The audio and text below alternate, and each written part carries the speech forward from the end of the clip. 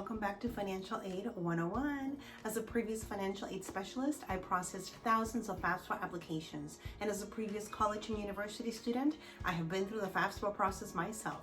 So I created this page to give you advice on how to apply for FAFSA and other types of financial aid. So please hit that subscribe button and turn on your notifications for future video updates.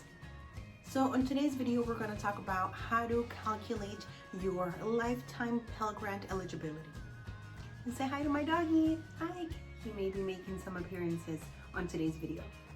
So let's get started. What is the Pell Grant?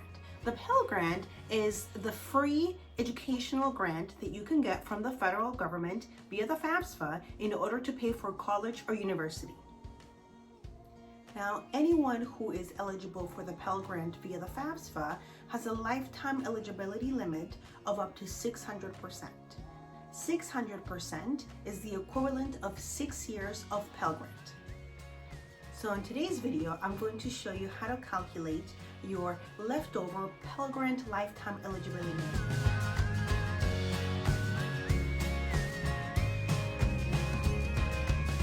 So why would you want to know what your leftover Pell Grant lifetime eligibility is?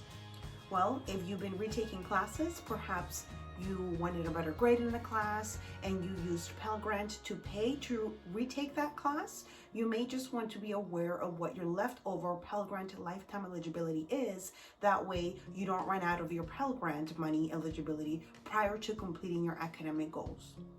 Another reason to be aware of what your leftover Pell Grant lifetime eligibility is perhaps you want to pursue multiple degrees. Perhaps you want to pursue a bachelor's degree and an associate's degree, or perhaps you want to pursue a bachelor's and multiple certificates. It is a good idea to be aware of what your leftover Pell Grant lifetime eligibility is. That way you know how much you have to work with when pursuing those academic goals. Another reason to be aware of your leftover Pell Grant lifetime eligibility is if you're switching majors entirely. Perhaps you've been pursuing a career for 1 or 2 years and you've decided that that career was just not for you. So you wanted to switch your academic major, and you should be aware of what your leftover Pell Grant lifetime eligibility is to ensure that you will have enough leftover Pell Grant in order to pursue that new career.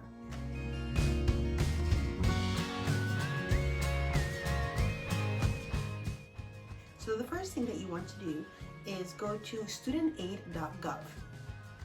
You'll want to log in with your FAFSA ID and password, and then go ahead and click accept to bypass the disclaimer. And from the top right menu, go ahead and click on Aid Summary.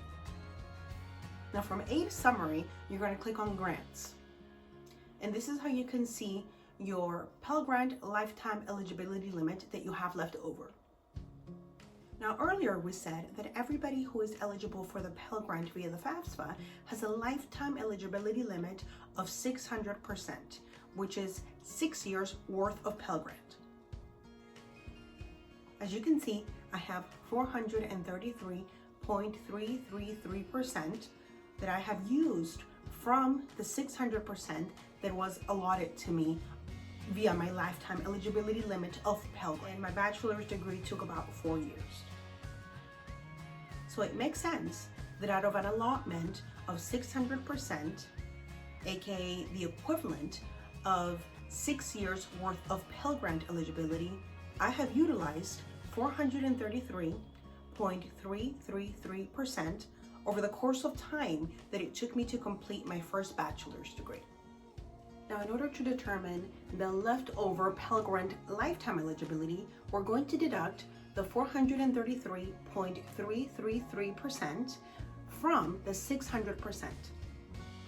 And as you can see, we get 166.667% left over of lifetime Pell Grant eligibility.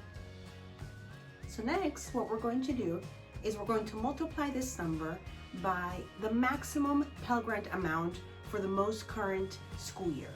Now, the most current school year that I will be referring to is the 2021-2022 school year. Now, the maximum amount that anybody can get via the FAFSA in Pell Grant money for the 2021-2022 school year is $6,495.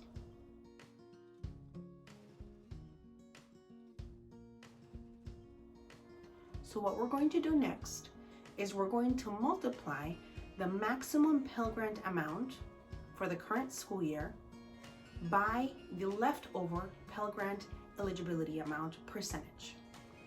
So that translates to 6,495 multiplied by 166.667%.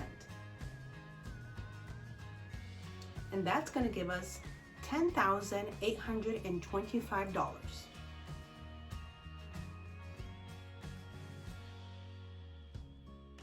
Next, we're going to divide that dollar amount by the maximum annual Pell Grant that anybody can get for the most current school year. So that means we're going to take $10,825 and divide it by $6,495. And that gives us 1.7 years, which means that I have about 1.7 years left worth of Pell Grant lifetime eligibility.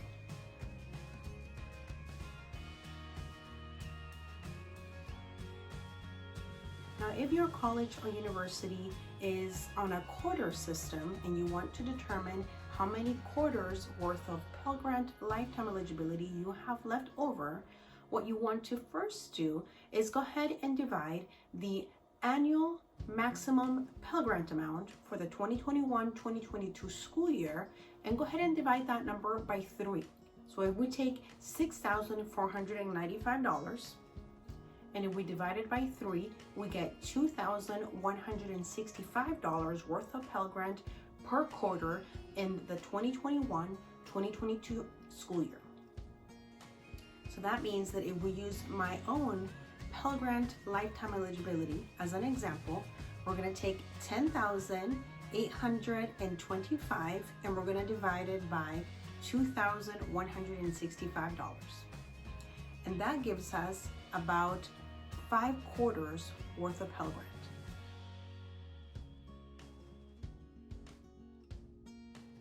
Now, if your college or university is on a semester term, then what you would do is you would go ahead and calculate 6,495 divided in 2, because typically on a semester term college or university you have 2 semesters per school year.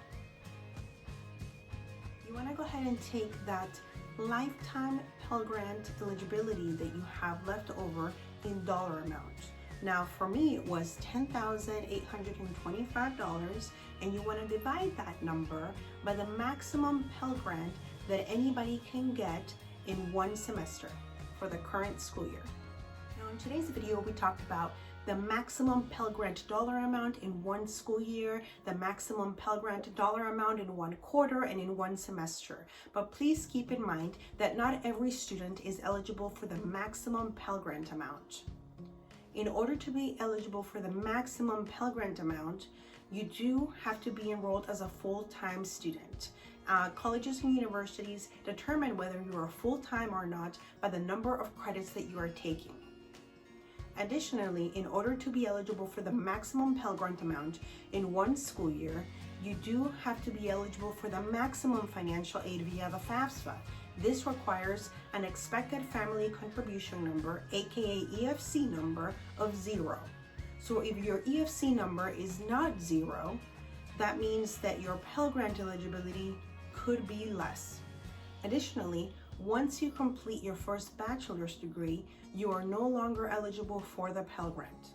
So even though we used my example of my lifetime leftover Pell Grant eligibility, I no longer have access to that eligibility because I have already completed my first bachelor's degree. Also, please keep in mind that your eligibility for the FAFSA, along with the Pell Grant dollar amount that you are eligible for, can change from school year to school year. This is why you have to renew your FAFSA as early as every October 1st. Not only that, but Pell Grant maximum dollar amounts do increase every school year. So as an example, on today's video, we talked about the maximum Pell Grant dollar amount that anybody can get in the 2021-2022 school year. So that's it on today's video on how to calculate your leftover Pell Grant lifetime eligibility. If you have any questions, please leave them in the comment section down below. I'm also going to be putting some helpful links, so make sure to check those out. And thank you so much for watching. I hope that you click that subscribe button. If you have any questions, if you want further advice, do reach out. And thank you so much for watching, and I'll see you on the next one.